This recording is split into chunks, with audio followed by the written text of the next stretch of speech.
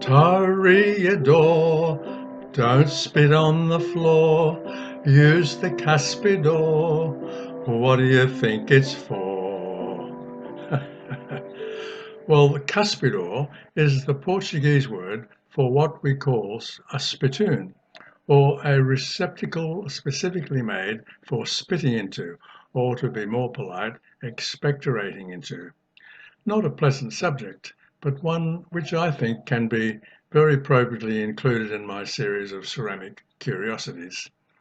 Spittoons were made in abundance in metal, mainly brass and iron, and glass, but also in a huge variety of ceramic creations, and it is these that I am concentrating on presenting here. I happened across this lovely Delft spittoon, expertly decorated in the blue and white Delft fashion, and it bears the mark of the Royal Titular Mackem Pottery Company. It is in mint condition, so I'm not sure whether it's an early or a later reproduction.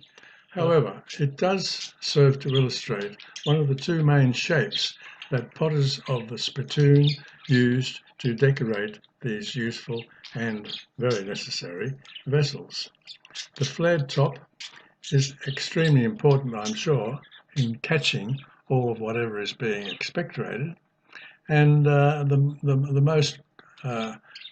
most common shape is a flat, wide shape with an inward slanting top and a hole in the side for emptying the contents. In the late 19th century, spittoons became a common feature in pubs, brothels, saloons, hotels, stores, banks, railway carriages, and other places where people, especially adult men and especially users of chewing and dipping tobacco, gathered, notably in the United States, but also in many other countries, Australia and other parts of the world. The use of metal spittoons can be traced back as far as 300 BCE, but the ceramic equivalent does not seem to have appeared until about the beginning of the 17th century. These examples are Chinese porcelain spittoons and date from the early 18th century.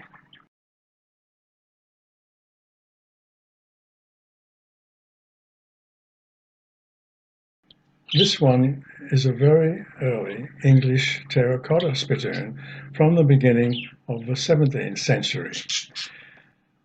Decoration of the English, continental and American spittoons varies widely. Some were simply glazed in a Rockingham-type lead glaze. Majolica decoration, and that means decorating with coloured glazes, was very popular and widely used. You'll also find some transfer printed decoration and some hand-painted varieties. They were almost made exclusively in earthenware clay bodies and were produced in abundance by slip casting from plaster moulds. However, there are some continental examples in bone china and also in salt glazed stoneware. Now here are some examples.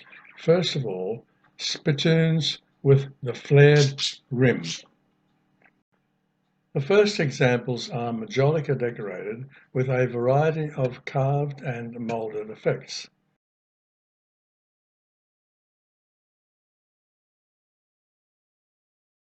This one is hexagonal in shape, and here is a square one. These are early Dutch Delft spittoons, tin glazed and hand painted with cobalt in the traditional manner. These have come out of the same mould, with a variation on the decoration of the shell motif. And the next lot of examples are flat-shaped spittoons and other odd shapes. These are majolica.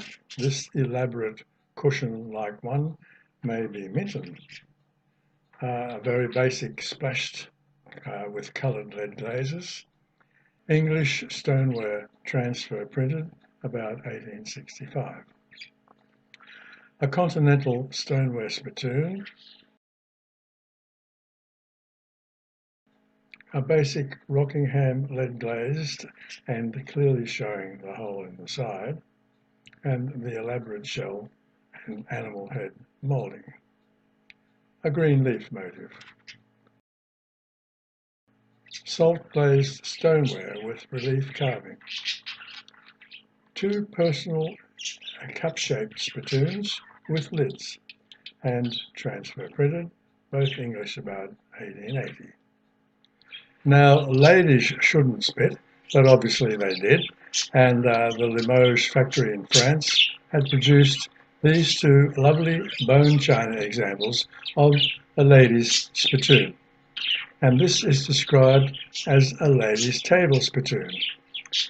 These two examples are Spanish in the Mallorca style, and finally a triangular shaped one, also I think in Mallorca.